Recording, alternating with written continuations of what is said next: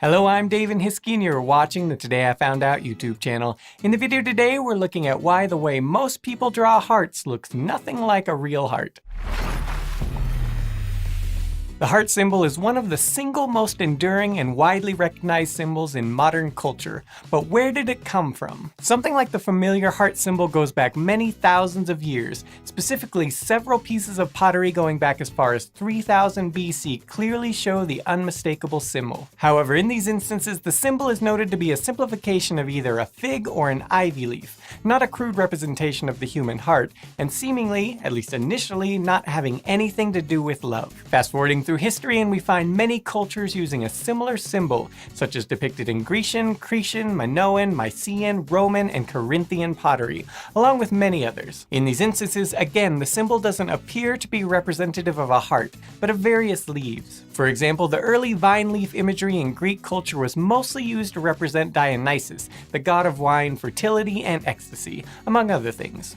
For a more straightforward example of the ivy leaf imagery having a double, suggestive meaning, in the city of Ephesus around the 4th century AD, the symbol was used to represent a brothel. As ivy is quite long-lived and hardy, it was also prominently seen on early Greek and Roman graves. Interestingly, entirely independent of the Greeks and Romans, Buddhists also came to use a symbol similar to that of the drawn heart. However, in their culture, it was representative of a fig leaf, which came to symbolize enlightenment. All this said, just because these very similar early symbols strongly resemble the modern symbol for the heart doesn't necessarily mean this is where the modern symbol came from, and we unfortunately lack much in the way of direct evidence to trace its early lineage. As such, it's also been proposed that it derived from a different, now extinct plant known as silphium, which was used in ancient times as a very effective form of birth control, among many other uses. The trade for silphium was so lucrative that Cyrene, the town it was grown in, actually put it on their money. Along with its obvious links with the form of love, the plant seed pod was stylized in ancient times as what we can now recognize as akin to the heart symbol. Whether these various leaves or seed pods had anything to do with the subsequent symbol directly, it is generally thought describing the human heart as looking like certain leaves may have had something to do with it. You see, although Arabic and other doctors of earlier periods had made leaps and bounds in anatomical study, during the Middle Ages much of this was lost or suppressed by the church. And with autopsies being outlawed, many were forced to rely on these early descriptions from doctors and nothing else. These descriptions tended to describe the heart in one of two ways, looking something like a conifer cone overall in shape, or looking something like an inverted leaf with the stem as the arterial branching. As for direct evidence appearing in the 13th century French manuscript and written by an unknown author, a simple romance tale called Romance of the Pear is now famous for featuring one of the earliest known images of the heart in a metaphorical sense, where a man hands his heart to his lover. Its shape is likened to that of a conifer cone,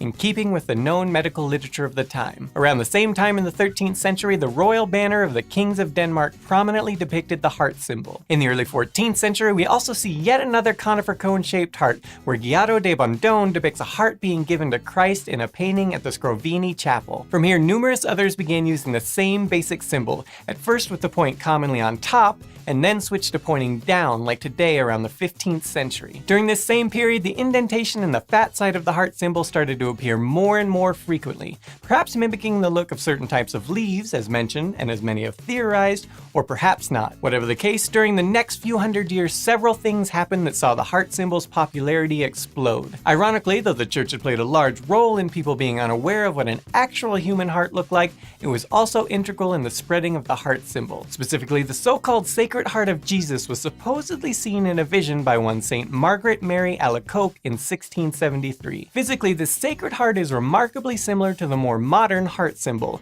though generally depicted surrounded by thorns and sometimes depicted as on fire.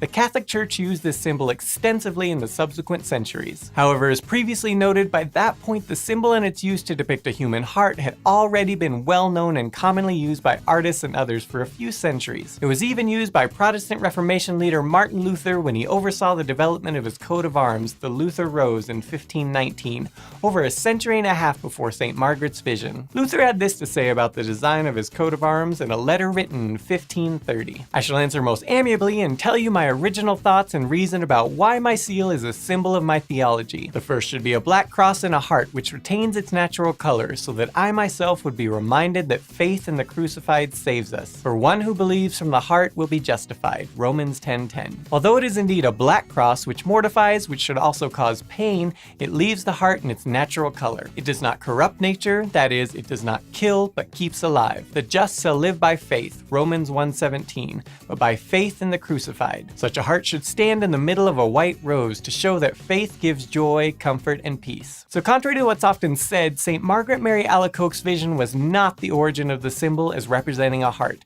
but certainly helped popularize it with widespread use by the Catholic Church after this. The other important thing that happened to help popularize the symbol, and that also predated the Sacred Heart vision, is the late 15th century introduction, and later spreading, of the French card suits: hearts, diamonds, clubs, and spades. In the end, though religious pressure on the medical world waned in later centuries, and anatomical knowledge was eventually spread far and wide, the sheer amount of artistic, poetic, and commercial attention given to the iconic heart symbol not only saw it survive, but thrive as a symbol for both the human heart and love. So thanks for watching this video. If you liked it, please click that like button below, and also consider subscribing if you're not already. And do check out our archives. We've got over 600 videos now, so you're sure to find something you find interesting. Thanks for watching, and happy Valentine's Day.